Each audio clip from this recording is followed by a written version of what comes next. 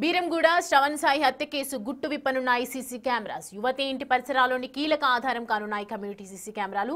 శ్రవణ్ సాయి హత్య కేసు సమయంలో ఎవరెవరు యువతి ఇంటికి వెళ్లారు, ఆ తర్వాత ఎవరెవరు బయటికి వెళ్లిపోయారు అనే విషయాలు తేల్చనున్నారు. బీరంగూడ సృజన లక్ష్మి రోడ్ నెంబర్ 2లో రోడ్డుకి ఇరువైపులా కమ్యూనిటీ సీసీ కెమెరాస్ ఉన్నాయి. యువతి ఇంటి దగ్గర సీసీ కెమెరా లేకపోవడంతో క్లూస్ టీంపై ఆధారపడ్డారు పోలీసులు. దీనిపై మరింత సమాచారం మా ప్రతినిధి సుజాత అందిస్తారు. బీరంగూడ శ్రవణ్ సాయి మర్డర్ కేసులో సీసీ కెమెరాలు కీలకంగా మారనున్నాయి. ప్రస్తుతం నేను ఉన్నటువంటి స్పాట్ సృజన లక్ష్మీనగర్ రోడ్ నెంబర్ 2. ఇక్కడే ఉన్నటువంటి కమ్యూనిటీకి సంబంధించినటువంటి 2 సీసీ కెమెరాలు మనకు విజువల్స్లో కనిపిస్తున్నాయి.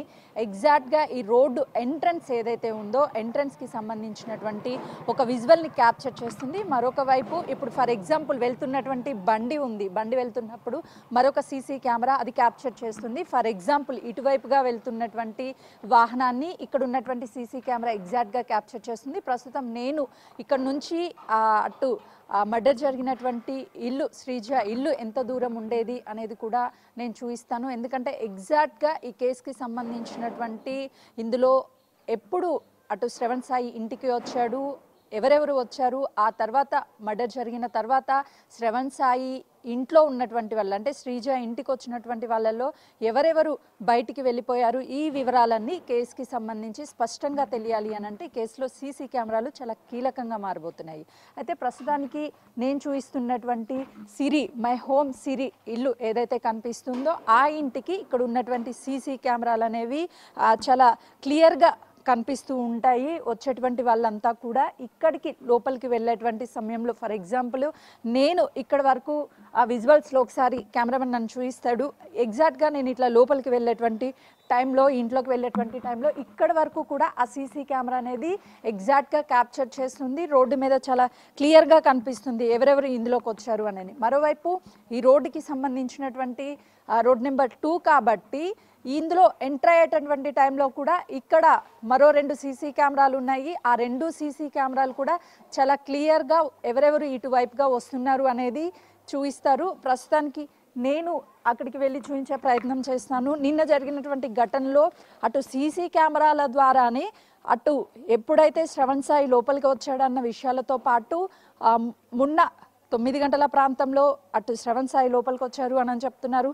ఆ తర్వాత ఎవరెవరు ఈ సిరి ఇంటికి వెళ్ళారు, ఆ తర్వాత మర్డర్ జరిగిన తర్వాత ఎవరెవరు ఇంట్లో నుంచి బయటికి వచ్చారు, ఈ వివరాలన్నీ స్పష్టంగా తెలియాలి అంటే ఖచ్చితంగా ఇక్కడ ఇళ్లకు ఉన్నటువంటి సీసీ కెమెరాల ఆధారంగా కొంతమేరకు ఐడెంటిఫై చేయొచ్చు. కానీ ఎక్కడ ఇళ్లకు ఎలాంటి సీసీ కెమెరా లేకపోవడంతో పోలీసులు కూడా ఈ కేసుకి సంబంధించి కమ్యూనిటీకి సంబంధించినటువంటి సీసీ కెమెరాలు ఏవైతే ఉన్నాయో ఆ సీసీ కెమెరాల ఆధారంగానే ఈ కేసుకి ఏం జరిగింది అనేది ఒక క్లారిటీ వస్తుంది. కానీ ఒకవేళ ఈ కమ్యూనిటీకి సంబంధించినటువంటి ఇప్పుడు విజువల్స్లో మనకు కనిపిస్తున్నాయి 2 సీసీ కెమెరాలు, అవి కూడా ఎగ్జాక్ట్గా ఇక్కడ సృజన లక్ష్మీనగర్ రోడ్ నెంబర్ 2లో ఎంటర్ అయ్యేటప్పుడు చాలా క్లియర్గా ఎవరు ఎంటర్ అవుతున్నారు అనేది ఆ సీసీ కెమెరాలు అనేవి క్యాప్చర్ చేస్తాయి. ఫర్ ఎగ్జాంపుల్ ఒకసారి చూడొచ్చు, 2 కెమెరాలు మనకి ఇక్కడ కనిపిస్తున్నాయి.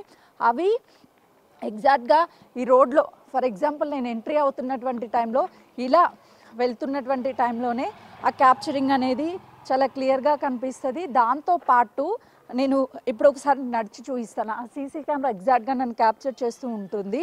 నేను ఒకవేళ ఇక్కడికి వెళ్ళిన తర్వాత మళ్ళీ రిటర్న్ బ్యాక్ వచ్చేటప్పుడు ఒకటి ఆ శ్రవణ్ సాయి లోపలికి ఇలా వెళ్ళేటటువంటి టైంలో ఆ సీసీ కెమెరా క్యాప్చర్ చేస్తుంది.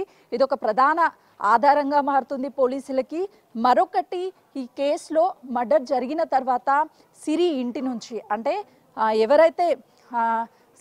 ఎవరైతే శ్రవణ్ సాయిని చనిపోయిన తర్వాత ఆ సిరి అదేవిధంగా తన భర్త తన కొడుకు ముగ్గురు కలిసి అత్యంత కిరాతకంగా శ్రవణ్ సాయిని హతమార్చారు. వాళ్ళు ముగ్గురు మాత్రమే ఉన్నారు అని చెప్తున్నారు. కానీ అందులో వాళ్ళ బంధువులు కానీ లేకపోతే వాళ్ళ స్నేహితులు కానీ ఎవరైనా సరే మర్డర్ అయిపోయిన తర్వాత ఆ ఇంట్లో నుంచి బయటికి అనుమానాస్పదంగా రెగ్యులర్గా ఈ కమ్యూనిటీలో ఉండే వాళ్ళైతే వీళ్ళందరికీ తెలుస్తారు కాబట్టి వాళ్ళ ఇంటి నుంచి వచ్చేటువంటి వాళ్ళు ఎవరైనా సరే వచ్చేటటువంటి టైంలో ఎగ్జాక్ట్గా ఆ సీసీ కెమెరా క్యాప్చర్ చేస్తుంది. ఈ 2 విషయాలను కూడా శ్రవణ్ సాయిని చంపినటువంటి ఎప్పుడు వెళ్ళాడు శ్రవణ్ సాయి, దాంతోపాటు శ్రవణ్ సాయిని కేవలము శ్రీజ అంటే ఆ అమ్మాయి వల్ల తల్లిదండ్రులు మాత్రమే చంపేశారా, లేదు అని అంటే బంధువులు కానీ స్నేహితులు కానీ ఎవరైనా ఉన్నారా, మర్డర్ తర్వాత బయటికి ఎవరు వచ్చారు, ఈ ఆధారాలన్నింటినీ కూడా సీసీ కెమెరా ద్వారా మాత్రమే పోలీసులు సేకరించే అవకాశం ఉంటుంది. సీసీ కెమెరాలు పనిచేయనటువంటి టైంలో మాత్రము ఖచ్చితంగా నిన్న క్లూస్ టీమ్ సేకరించినటువంటి కొన్ని ఎవిడెన్స్ ద్వారా ఈ కేసుకి సంబంధించి ఏం జరిగింది, ఎప్పుడొచ్చాడు, ఎలా మర్డర్ జరిగింది, దాంతోపాటు ఎవరు చేశారు. ఇప్పటికి ముగ్గురిని మాత్రమే పోలీసులు అదుపులోకి తీసుకున్నారు. ఇంకా ఎవరైనా ఉన్నారా, ముగ్గురు కలిసి, ఎందుకంటే శ్రీజ కంటే చిన్నవాడు వాళ్ళ తమ్ముడు, అటు ఆ మహిళ సిరి, ఒకవైపు తన భర్త ప్రసాద్, వీళ్ళు ముగ్గురు కూడా కలిసి బ్యాట్తో సహాయంతోనే అంత దారుణంగా హతమార్చారా తనని, లేదంటే ఇంకెవరైనా ఉండి ఒంటి మీదంతా కూడా గాయాలు ఉన్నాయి, సో ఎవరు చేశారు, ఇంకెవరైనా ఉన్నారా అనేదంతా కూడా బయట పెట్టేది ఖచ్చితంగా సీసీ కెమెరానే ఈ కేసుకి సంబంధించి కీలకమని చెప్పుకోవచ్చు. సీసీ కెమెరాలు పనిచేయకపోతే మాత్రము క్లూస్ టీమ్ సేకరించినటువంటి ఆధారాలే ఈ కేసుకి సంబంధించి కీలక ఎవిడెన్స్గా మారబోతున్నాయి. కెమెరామెన్ శ్రీనుతో సుజాత, బీరంగూడ.